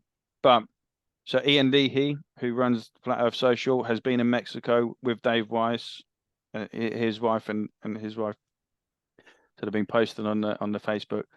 So I think whilst he's been in Mexico, he's convinced him to come to the UK. So Dave Weiss, allegedly Dave, Mark Devlin, and Ian Leahy are going to be at this festival. So for flat earthers in the UK or in Europe, you know, it's a great opportunity, or even the US. You know, come on over. Yeah, there's free to fly now until now. So yeah, a few dollars, but maybe not free. But yeah, it depends on where you're traveling from, and yeah. of course, if you want to meet up with a lot of people that are same minded, there was a Goa festival which shut down because of COVID. It was sci-fi in the Netherlands, but it is also called Boom in Portugal. And I went here like 4 or 5 editions of sci-fi. I love that. The people, uh, picture this, people. There's a festival with a lot of music, and of course there will be some psychedelics and stuff like that involved. We are in the Netherlands, so it's kind of tolerated, like say that. But there were 25,000 people on one edition. There was no cigarettes on the floor. Now, it was held in a nature area. There was no trash whatever on the ground. Everything was just like with respect to nature. Come to that respect to nature. I know that you also like I said in the introduction, you believe in God, but not in a religious way. What does what is God? What is your perspective of God? Right. Yes. So up to 2020, I baptized Roman Catholic. My English family are Jehovah's Witnesses, but my dad isn't. He got this fellowship when he was 18. So I've not grown up with Jehovah's Witnesses or intense Roman Catholicism. I've went to school. I went to Roman Catholic schools, and I used to go to the churches there and assembly and everything. But at the age of 12, I just said to my mum, I don't want to do this anymore. And she said, fine. It was never pushed on me again. And so over time, I guess I was borderline atheist. You know, I used to just think dinosaurs were that, you know, watch documentaries and all of this kind of stuff, and sort of, you know, understood, you know, if we are flying through space and everything, then how can God be real? Really, why would he make this so-called planet like that, and then Mars just like a dusty red rock? You know, if it was so. So, but there would be times in my life where I would pray in my own head, if it was in certain situations. You know, when I first got to New Zealand, I wasn't having a great time, and I remember sort of in my own head reaching out for help and assistance, and it worked out brilliantly because I got it and had a good time in the end. But when I discovered the satanic side of, you know, secret societies and everything, then I was like, there must be a creator. If because the Freemasons don't have any time for atheism. Like they want you to believe in something. So because it's a spiritual battle. So so what, you know, when I got to flat Earth and I started paying attention, and you look at the stars and they're close, they're not trillions and trillions of miles away, then all of a sudden I'm thinking, well, so the creator for me, God, you know, I've heard a few friends say that it's female and not male, like Mother Nature. You know, Who knows? Yeah, like, you know, we all come from women to get to live in our existence. Then maybe the creator is actually feminine, and all these obelisks that are, you know, the phallus symbols and stuff like that. Yeah, which is all like, like Pointing up. almost pointing up, like taking. They're everywhere in the UK. They are everywhere. Like you Yeah, can be driving along, and there's one just randomly in the hill in like on the Gloucestershire on the way to Bristol, and huh, they're in every town that has a war memorial. They're all obelisks.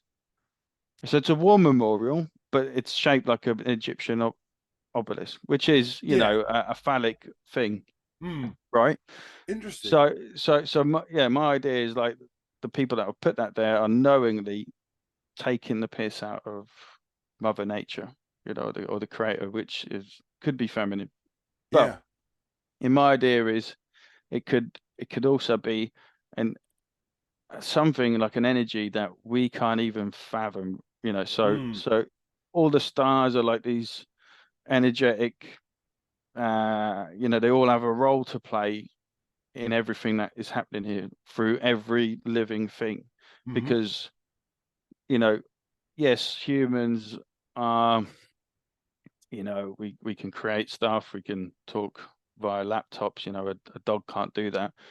But then there are things in nature which are absolutely amazing, like, like a peregrine falcon, that the speeds and, the It's eyesight, all these things that we can't even fathom what it would be like to be a peregrine falcon. But for a a peregrine banter falcon, shrimp. You know yeah, that one? The yes, they've got a oh, they punch faster than a 22 bullet.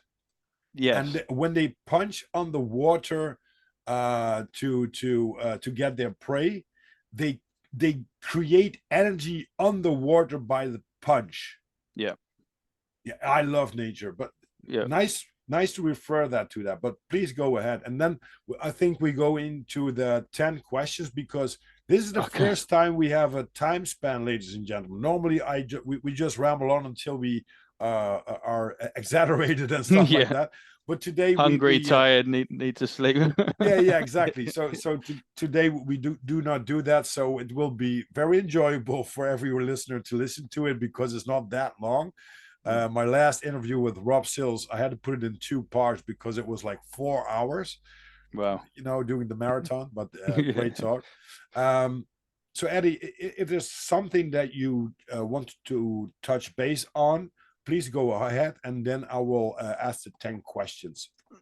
Um, I guess, yeah, like, so, with coming out of hospital and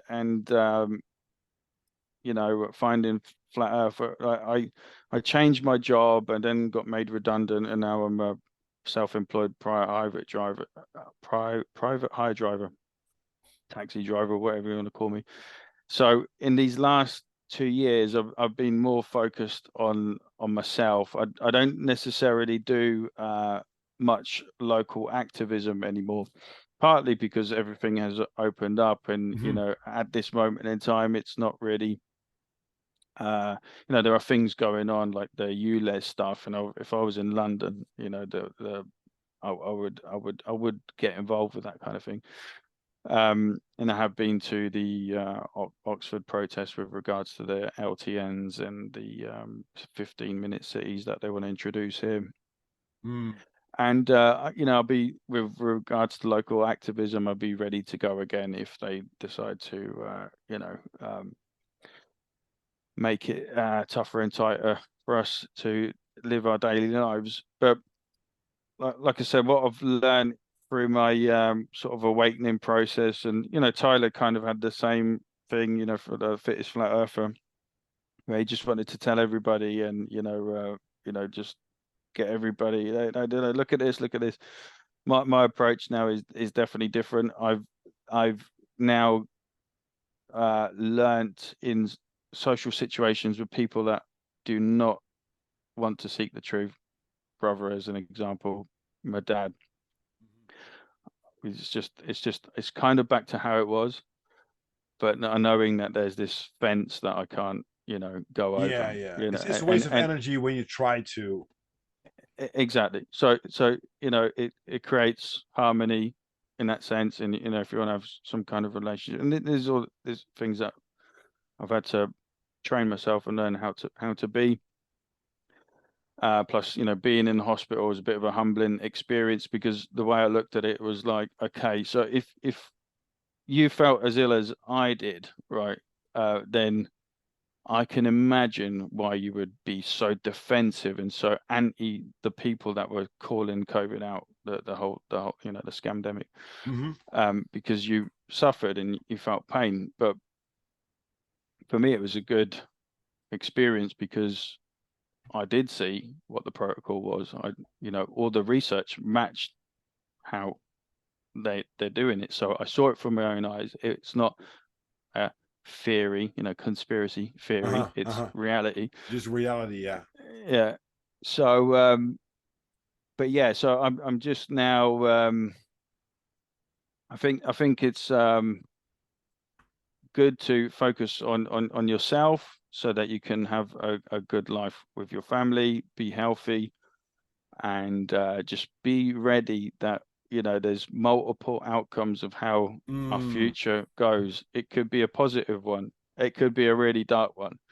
I'm more of an optimist than a pessimist, and that's why I've decided not to follow any of the political stuff since I looked into flat Earth, because I realized that if they're lying about where we actually are, then all the other stuff is pure distraction. Yeah, makes no sense No at one's all. coming to save us.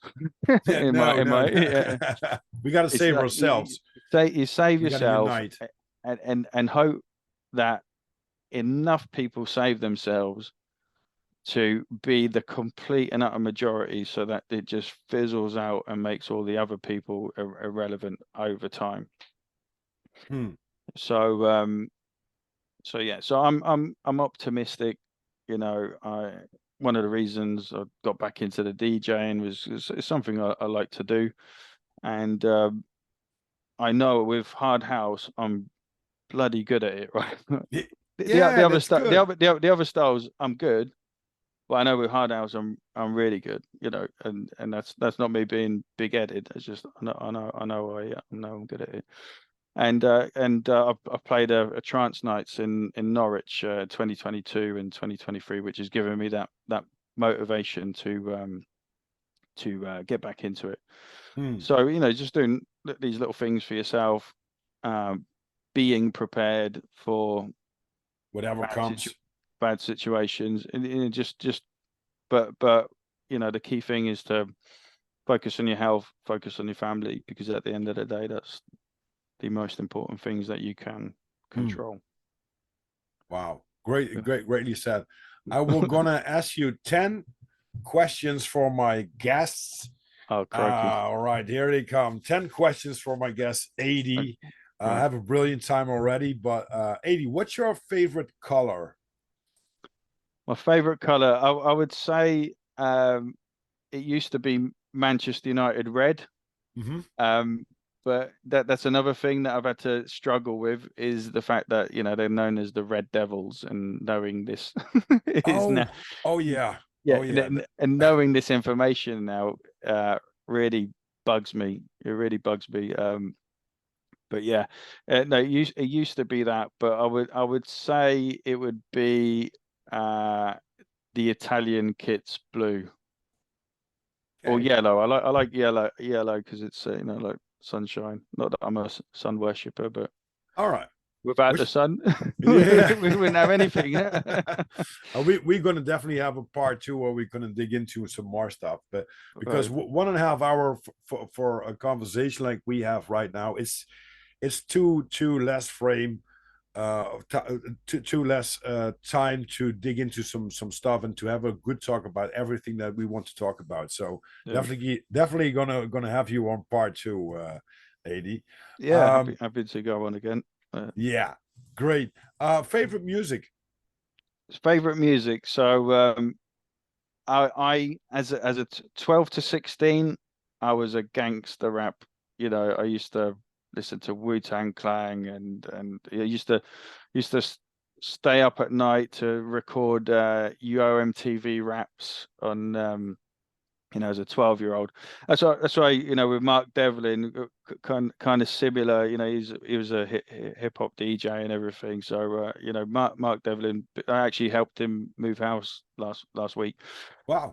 So I got to know him, and he's a great guy. But yeah, hip hop as a child. Now I don't like it anymore because not I struggle with it as well, like knowing the messages and what it Yeah, was. exactly. I Yeah, know what you mean. You yeah, open up to more things, and you start to see what they're trying to preach. yeah. And I used to like Eminem and everything, but the lyrics in that are just so dark and horrible, that I won't put that into my mind. So right now it's basically the music that I'm DJing, and when I'm in the car with passengers, I play old school house, like so acid house, old school house. Cool. So like DJs like Pete Bromley, Rob Tessera, um, that kind of music. So and it's great because I didn't live through that era. So for me, it's like new music. Yeah, like a Yeah, revive of something that you haven't touched based on yet. yeah. So What's your so um okay? What's yeah. your favorite movie or series? So my favorite movie, which I've watched a lot, is City of God, the Brazilian film. I don't know it. uh Jael's City of God. You've not seen it? It's about 20 years ago now. You have to watch it. It's basically based on a true story about a guy who grows up in the favelas and wants to be a photographer. Wow. And it covers everything really, like it within the film. The cinematography in it is great. It's the same director who did the Constant Gardener. Don't know that either. Don't know that. I've watched that film, The Constant Gardener, but it's all right, but it's not City of God. So City of God then became a TV series, and the first two seasons were called City of Men, and it was nothing to do with the film, but it was kind of like it had English subtitles, so you're able to watch it. And they did seasons 3 and 4, but it was just totally in Portuguese. But seasons 1 and 2 were just basically two characters from City of God that were focused on them and their daily lives growing in the favelas. They went on a school trip to Brasilia, one of the things. Really Hmm. well made and really interesting, really different. And so now I tend to watch foreign dramas. I'm watching a thing called Arctic Circle at the moment because it's in Finnish and I've lived in Finland, so Okay, I yeah. like listening to the languages, and they seem more realistic to me than a lot of the American and UK stuff. Hmm. I've been through that Um, rabbit hole too. The Finnish and the Denmark, Swedish, like thrillers and stuff like that, and the police series are very good. they're very good and they're very well made, and I think as they're quite serious people, it's Yeah, very yeah. very believable. Like And and it's funny to listen to the language that it's very familiar to mine and yeah. to yours, of course, to English, especially Swedish. I think Yeah, Finnish though is completely different. it's It's like completely different. Yeah, yeah. yksi, kaksi, kolme, neljä, viisi, kuusi, seitsemän, kahdeksan, yhdeksän, kymmenen. Ta att ni går in så ni ska man är och vi gör. 1 to 10 in Finnish. Mitä kuuluu? Is um how are you? all right, I'm gonna head on because Yeah, unfortunately time. my time is a little bit ticking, and Yeah, yours too because you gotta pick up your daughter. What's your sure. favorite kind of drink beverage? Um, oh, I like a nice glass of beer in the summer or cider. But that's gone down less, over time. I Mhm. just generally now drink filtered water. If Mm, not, I like a coconut water. the There good is, stuff. like sometimes I get the urge for a fizzy drink because I Uh-huh.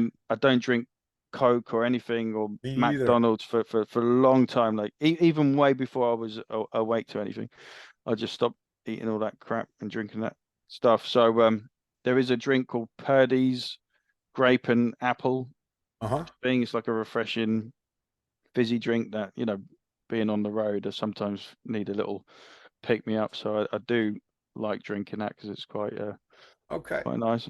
Yeah. Favorite food? Well, I'm Italian, half Italian. But then again, I'm British as well. So I love a good fish and chips, and I love a Sunday roast. But I'm vegetarian now, so I have a nut roast or like a mushroom pie as a replacement. But I like that concept with gravy and roast potatoes. But then when it comes to Italian food, it's parmigiana with the aubergine and the cheese. My mum makes a good one, a vegetarian version, and good pastas. And the Italian food's not just about pasta, but no, also meat and stuff like that, right?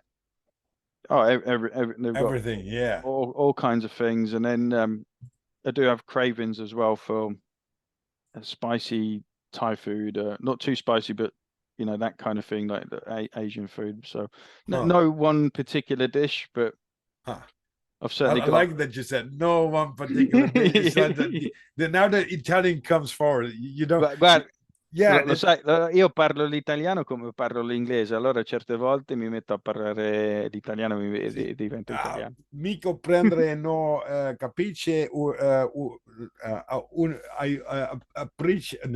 I capisce un tempo when you slow down the tempo. I understand it a little bit because I'm 25% Italian, half German, and 25% Dutch. So that's why I got a little bit darker skin than normally and dark eyes and stuff like that. 4 questions left, and then I really have to wrap because I gotta go to the toilet, and I got another appointment going on, which I really it's too bad, but we're gonna definitely do part 280. What kind of clothing do you like to wear the most? Jeans and t-shirt. Really, that's the most comfortable. I do like a good pair of jeans. I'm not really too fussed about labels as such, but they have to be a good pair of jeans, and yeah, I'm comfortable jeans and t-shirt. What I'm wearing now, jeans and t-shirt. Yeah. You can make a message with that what you're wearing, right? Just like you do now. What's your favorite holiday destination? Well, favorite holiday destination. I guess I have this craving now to go to a beach that has crystal clear water, and so that could be anywhere. So I've seen Croatia. I'd like to go to a nice Greek island. But yeah, that's what I'd crave right now as a holiday destination. I'm not interested in city breaks anymore. Maybe Amsterdam though. I wouldn't mind going. Oh yeah, Amsterdam. Please let me know just when you're there because I've been once. I've only been once. Yeah, for but only 1.5 hours. hours or stuff like that, right? That's right. Yeah. Well, you live in Amsterdam, don't you? No, I live like in the south of the Netherlands. And Amsterdam is quite in the north. Right. Well, not directly in the north, but it's like a 2-hour drive. Oh, okay. So we're living in a very small country, so that's no issue at all. Yeah, that's true. What's your favorite quote, AD? Well, I've kind of on my Facebook I've put "belief is the enemy of knowing," which is Crow 777's quote, and I really like that. I know Dave Weiss says it a lot as well, and it's great channel, Crow 777. Crow 777. Yeah, I've actually got a mate who was not into like I know him through our what do you call them, the pre-baby classes, and then we end up having the baby. I forgot what they call. I don't have any babies, but I know what you mean. This prenatal before you gotta get all the baby stuff you're gonna get into this. So there's a guy there that I met through that, and I didn't know his points of view and on, you know, C19 and everything. But I woke him up to flat Earth, and I told him about it because he was telling me some of the stuff and research he was doing on C19 and other stuff. Oh. And I told him where I was at that point. This was about a year and a bit ago. And through that, he's got into Crow 777, and he subscribes and he listens to all the Crow 777 stuff. And Wow. and I woke him up to listen, FE as well. I listened to a few podcasts of THC channel. It is, I think, which is also a friend of Crow 777. Right. Like 2 or 3 hours of other stuff that he's talking about. It makes so much sense, and he's very brilliant in looking at things. You know, what is the narrative and what's the real truth behind it. It's really interesting. I try to post a link on it. Very interesting to see how this guy tries to tell everyone what kind of truth and what kind of narrative they put us on. I got the last question for you, Adi. What's your life's motto? I guess it would be to stand in your truth. You know, live. You know, be honest. Like one of the thing I've always done, even way before I was awake, was be honest. Honesty, I think, is the best way, and Especially against yourself, right? Yeah, and you know, like I know I have to play the game with certain family members, but that to me is more of a lifetime sort of game that I've got to play if I want to know these to keep them in my life. Mm-hmm. But when it comes to people on the outside, and that, you know, if you stand in your truth and you speak your word, then that's how information gets out. So I was always kind of like that anyway. I think that's why for me it was when I really woke up to everything, and I was like, wow, yeah, maybe this was destined for me anyway. You know, as always. Wow. So yeah, just be honest and truthful to yourself. Wow. Thank you very much, Adi, for your time and your energy to get on this podcast. I hope you enjoyed just as much as I did. Yeah, no, I really did. I wasn't really prepared because I had such a busy day yesterday, and then my daughter wanted you know, the three of us to take her to school this morning, so I did that, and then I had some issues actually with the laptop before it started, so I just managed to sort it out just before we went on. So yeah, disorganized productions with a disorganized guest. exactly. And shout out to our brother Shane, Snake Turbanhead, who connected us.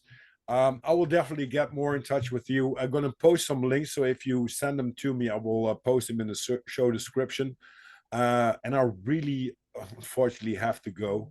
Yep. But for everyone who's listening, thank you for listening to Disorganized Productions with another great episode with Adi Jackson.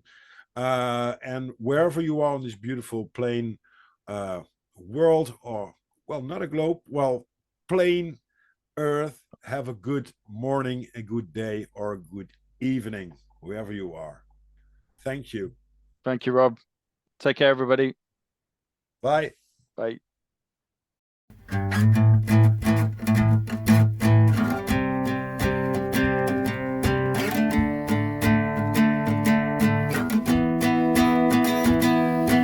Running for all my life with the devil on my heels.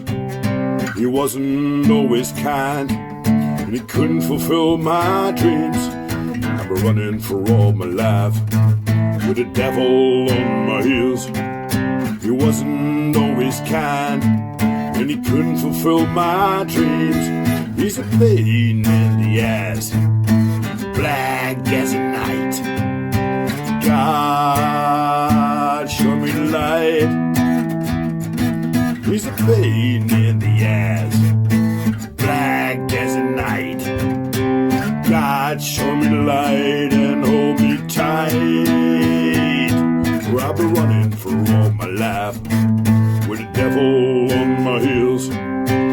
wasn't always kind, and he couldn't fulfill my dreams. He's a pain in the ass, black as a night. God, show me light and hold me tight.